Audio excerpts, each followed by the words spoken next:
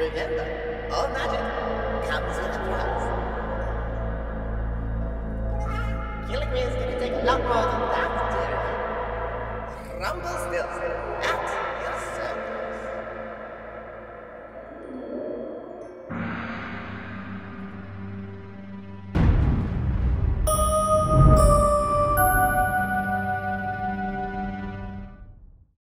Woo!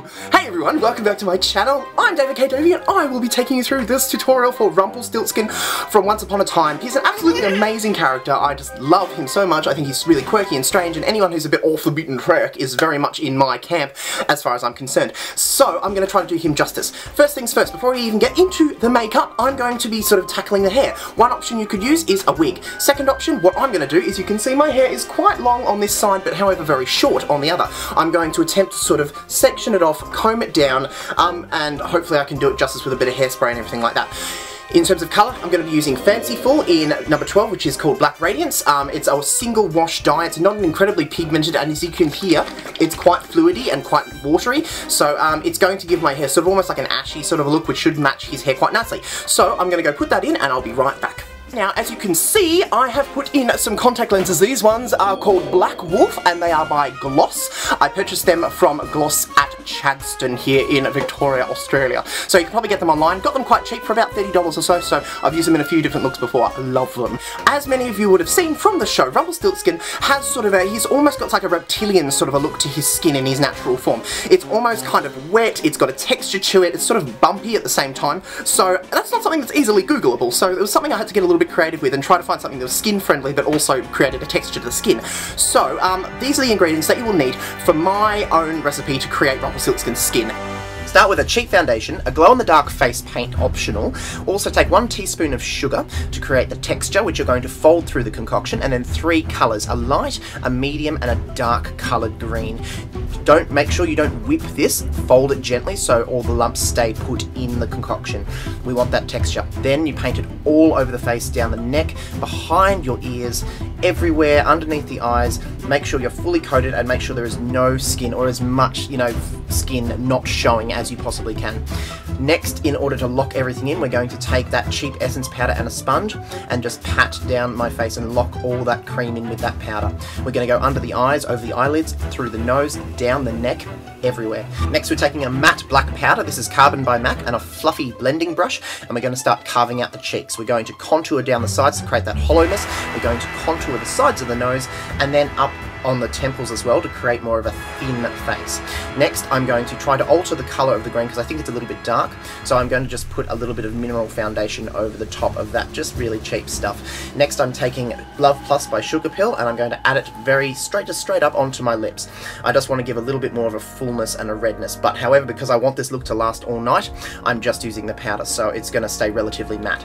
Next, take that black powder again and put it on the inner rim of the lip, also on the outer corners to create that sense of dead, withered skin. Next, we're taking that black powder and an angle brush, and we're going to start filling in the brows just very lightly and build up slowly.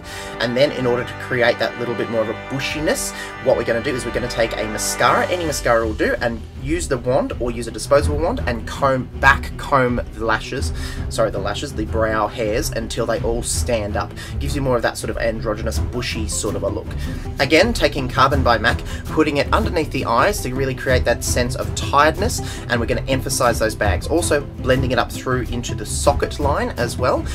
Really making sure that you're blending this into the contour as well that you place on the temples. You want this to look seamless, tired, withered, and really just worn out. Next, we're going to really, to emphasize the eyes, I'm going to use a bit of mascara on the top and lower lashes. I'm doing a single coat because I want it to stay almost undetectable, but I really want to make sure that those eyes are emphasized in this particular look. So this is going to help do that. Next, take Poison Plum by Sugar Pill, which is a warm matte purple, and we're blending it through the lower lash line and then placing it and blending it through the mobile lid. Next, we're taking Love Plus and placing that on the same area described previously. we're blending this through because we're creating this sense of tiredness from Rumpelstiltskin. He is about 300 years old and he doesn't sleep, so he's pretty tired. As you can sort of see, he's got that sort of look in the show, very worn, red eyes, and I think this really does emphasize the contacts too. It really brings out the yellow in them too. You'll notice I'm not worrying too much about symmetry in this particular eye look, because really we're not going for something that's pretty, perfect, sculpted. It's all about that sense of naturalism, and bruising isn't always symmetrical, especially when you are tired. So that's why I'm making one eye slightly heavier. It does create a little bit more of a natural look. Next, I'm going to take a white eyeliner and I'm going to place it through my lower waterline. This is going to, again, make the eyes appear bigger and really draw attention to the whites of my eyes. So I'm really bringing that together. Next, I'm taking my hair out and zhuzhing it up using a little bit of hairspray, and